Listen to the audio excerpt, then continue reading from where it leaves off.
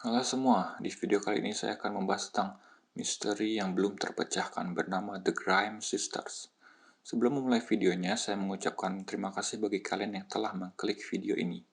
Bagi kalian yang mau support saya, bisa menggunakan tombol like dan subscribe. Bagi yang mau support saya lebih jauh, bisa menggunakan link Sawery di bawah. Bagi yang tidak mau juga nggak apa-apa, silahkan nikmati videonya sampai habis. Baiklah, mari kita mulai videonya. The Grimes Sisters. Jadi, 2 dari 7 bersaudara, pasangan Joseph dan Loretta Grimes, yang bernama Barbara Grimes, berusia 15 tahun, dan Patricia Grimes, berusia 12 tahun, ingin pergi untuk menonton film Elvis Presley berjudul Love Me Tender di bioskop Brighton Park. Mereka adalah penggemar Elvis Presley, bahkan ini ke-11 kalinya mereka menonton film tersebut. Pada tanggal 28 Desember 1956, sekitar pukul 19.30, mereka pergi meninggalkan rumah setelah berjanji kepada ibu mereka bahwa mereka akan pulang sebelum tengah malam. Bioskop Brighton Park sendiri terletak kurang dari 8 km dari rumah mereka di McKinley Park. Mereka pergi dengan membawa uang sekitar 2,5 US dollar untuk menonton film. Mereka diperkirakan untuk pulang ke rumah sekitar pukul 11.45 malam. Ketika mereka belum tiba di rumah hingga tengah malam, ibu mereka yang bernama Loretta meminta kakak perempuan Teresa berusia 17 tahun dan saudara laki-laki mereka, Joy, berusia 14 tahun untuk menunggu kedatangan mereka di halte bus yang terletak di dekat rumah. 3 bus berturut-turut telah lewat tanpa adanya Barbara dan Patricia yang turun dari bus tersebut. Orang tua mereka di rumah mencoba menghubungi teman-teman dari Barbara dan Patricia dengan harapan putri mereka mungkin berada di salah satu rumah teman mereka tersebut. Namun sayangnya hasilnya nihil. Dan setelah melihat kembalinya Teresa dan Joy ke rumah tanpa saudara perempuan mereka, Loretta Grimes mengajukan laporan orang hilang kepada kepolisian Chicago pada pukul 2.15 pagi tanggal 29 Desember. Setelah membuat laporan, hilangnya Barbara dan Patricia memicu salah satu kasus orang hilang terbesar di dalam sejarah Cook Country, salah satu negara bagian di Amerika Serikat. Pencarian ke seluruh pelosok kota untuk gadis-gadis ini dengan cepat dimulai, di mana ratusan petugas polisi kemudian ditugaskan untuk mencari mereka, yang dimulai pada tanggal 29 Desember dibantu oleh ratusan sukarelawan lokal. Polisi membagikan 15.000 selebaran yang dibagikan ke rumah-rumah setempat, dan salah satu gereja setempat menawarkan hadiah 1.000 US dollar untuk informasi yang dapat membantu. Bahkan sungai-sungai setempat juga dikeruk untuk menemukan siapa tahu mereka tenggelam di sana. Sebagai hasil dari upaya kepolisian ini, sebanyak 300.000 orang diinterogasi dengan sekitar 2.000 orang memiliki kemungkinan menjadi pelaku.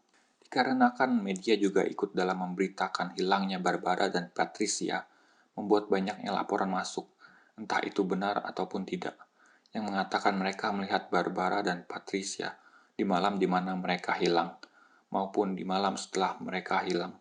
Salah satunya adalah beberapa remaja yang pernah berada di bioskop Brighton Park memberitahu polisi bahwa mereka melihat Barbara dan Patricia berbicara dengan seseorang yang penampilan fisiknya mirip dengan Elvis Presley, kemudian memasuki mobil yang dikemudikan oleh orang itu.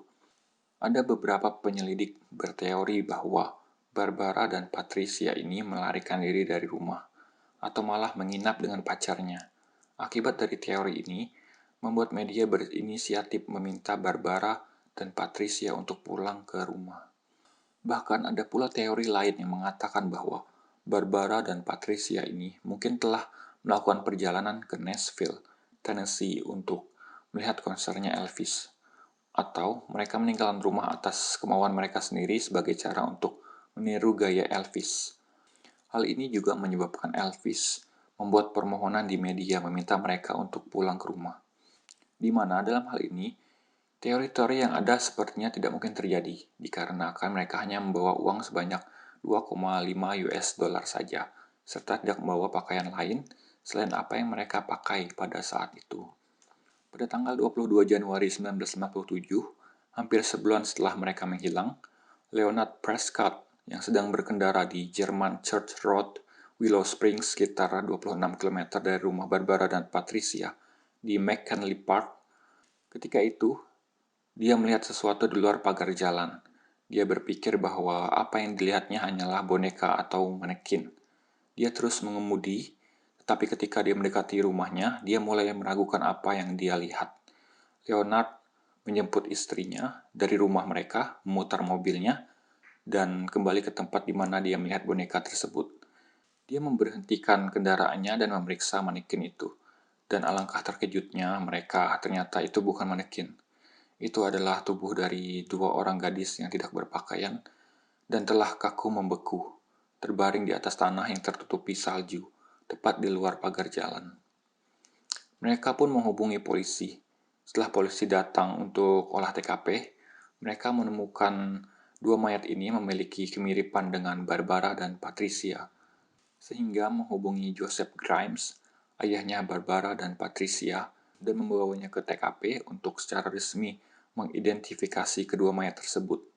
Menyusul identifikasi positif yang diberikan Joseph, lebih dari 160 petugas polisi kota Chicago dibantu oleh banyak sukarelawan lokal melakukan pencarian barang bukti di TKP. Namun sayangnya pencarian ini tidak menemukan bukti apapun. Bahkan pencarian ini sempat dikritik dikarenakan mereka yang melakukan pencarian menginjak-injak TKP yang mungkin masih ada bukti di lokasi tersebut. Tidak sampai keesokan harinya, tubuh Barbara dan Patricia yang telah mencair diotopsi. Otopsi ini dilakukan oleh 3 ahli forensik yang berpengalaman. Laporan menunjukkan bahwa Barbara memiliki luka yang tampak seperti gigitan hewan dan luka tusuk.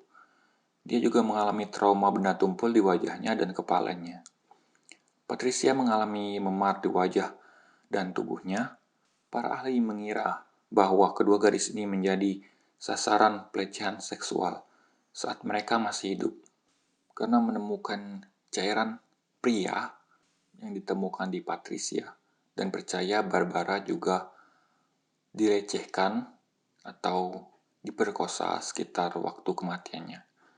Tidak ada obat-obatan, alkohol, ataupun racun di dalam tubuh mereka. Dan isi perut mereka ditemukan sisa popcorn dan makan malam yang mereka makan pada tanggal 28 Desember saat menonton film Elvis Presley. Menandakan bahwa mereka telah meninggal, kemungkinan kira-kira 5 jam setelah meninggalkan bioskop. Namun, 3 ahli forensik ini tidak dapat menyepakati penyebab atau waktu kematian dari Barbara dan Patricia. Harry Gloss, kepala penyelidik untuk kantor pemeriksaan wilayah Cook County, percaya bahwa kedua bersaudari ini telah disandera dan dibunuh mendekati tanggal penemuan mereka. Dia percaya bahwa mereka telah dibiarkan hidup sampai setidaknya 7 Januari.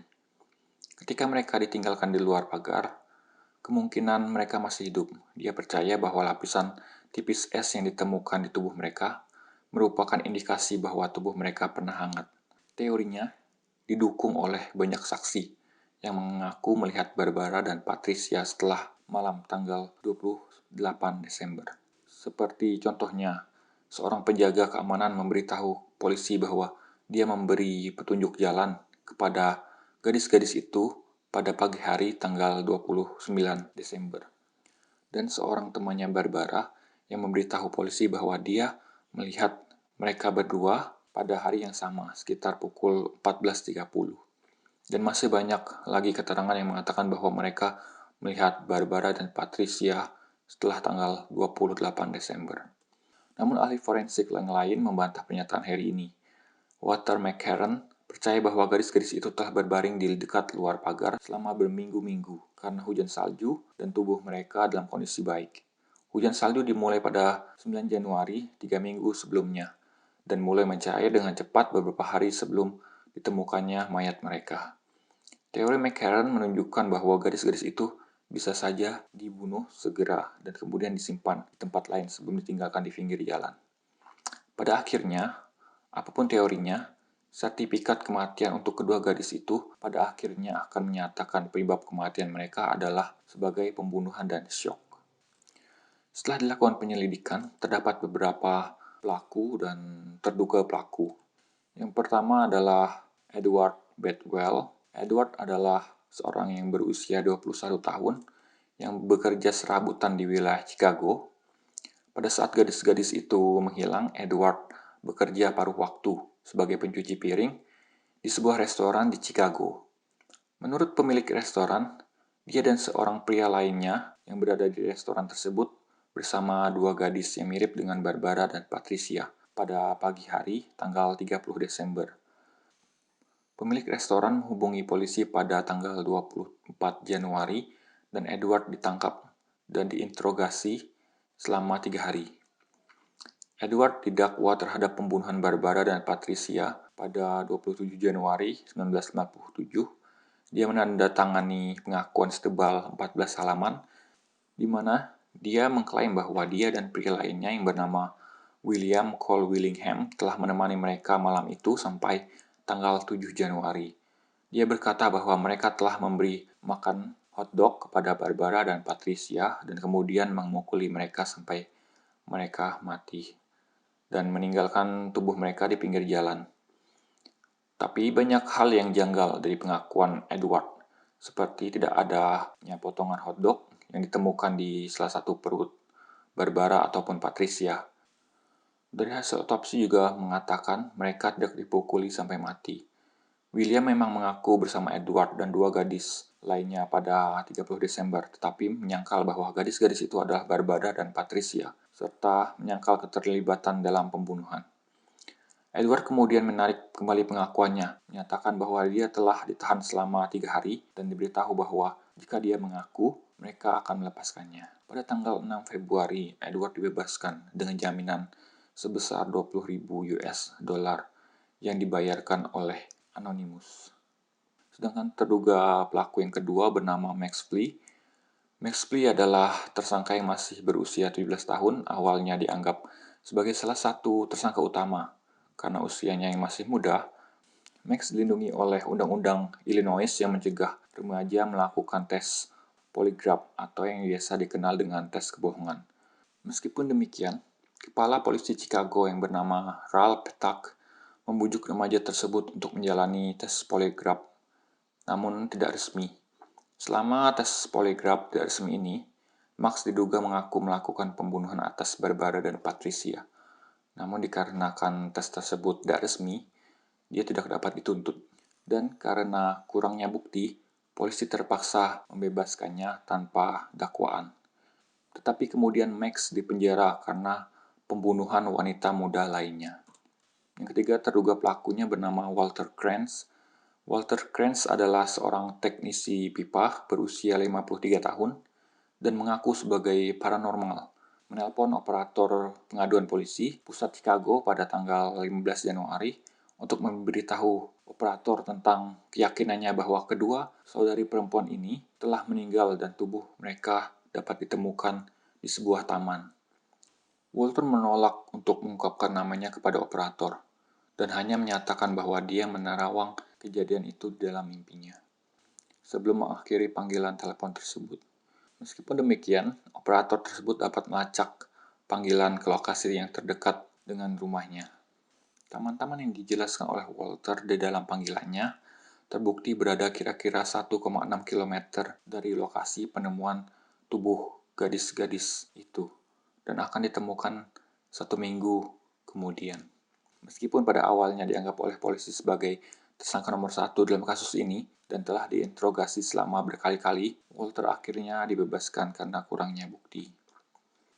Dan terduga pelaku yang keempat bernama Charles McQuist, seorang yang mengaku berusia 23 tahun. Charles ini telah dihukum atas pembunuhan seorang gadis berusia 15 tahun bernama Bonnie Leigh Scott pada September 1956 yang tubuhnya ditemukan 2 bulan setelah dia menghilang, serta ditemukan 16 km dari tempat ditemukannya mayat Barbara dan Patricia. Setelah mayat Bonnie ditemukan, para penyelidik menemukan pola pembunuhan dan cara pembuangan tubuh yang sama yang terjadi pada Barbara dan Patricia. Meskipun demikian, Charles tidak pernah diinterogasi tentang potensinya dalam pembunuhan Barbara dan Patricia, karena pengacaranya telah melarangnya untuk diinterogasi. Sehari setelah tubuh Bonnie Lescott ditemukan, Loretta Grimes, ibunya Barbara dan Patricia, menerima panggilan telepon dari seseorang yang mengaku bertanggung jawab atas pembunuhan Bonnie. Penelpon berkata, "Saya telah melakukan pembunuhan sempurna lainnya." Loretta berpendapat bahwa penelpon ini adalah orang yang sama yang telah menghubunginya pada Mei 1957 dan telah mengungkapkan kelainan bentuk pada salah satu kaki putrinya yang tidak pernah diungkapkannya kepada pers ataupun publik. Jadi pada Mei 1997, Loretta sempat menerima panggilan telepon tanpa nama dari seseorang yang mengaku telah menanggalkan pakaian dan membunuh putri-putrinya. Meskipun keluarga Grimes ini menerima banyak panggilan telepon hoax, penelpon satu ini mengejek polisi untuk vonis Edward Bedwell dan mengakhiri panggilan teleponnya dengan memberi informasi. Dia berkata, "Saya tahu sesuatu tentang gadis kecil Anda yang tidak diketahui oleh orang lain, bahkan tidak polisi. Jadi kaki gadis kecil Anda bersilangan." Penelpon ini kemudian tertawa sebelum mengakhiri panggilannya. Jadi apakah si penelpon adalah Charles atau merupakan orang lain yang merupakan pelaku sesungguhnya? Tidak ada yang tahu selain si penelpon. Sampai hari ini belum ada perkembangan ataupun titik terang dalam kasus ini. Masih banyak misteri yang belum terpecahkan dan belum terjawab. Bagi kalian yang mungkin tertarik dengan kasus Bonnie Lescott, bisa komen di bawah. Mungkin di video selanjutnya bisa kita bahas sama-sama. Oke, sampai di sini dulu videonya. See you next time.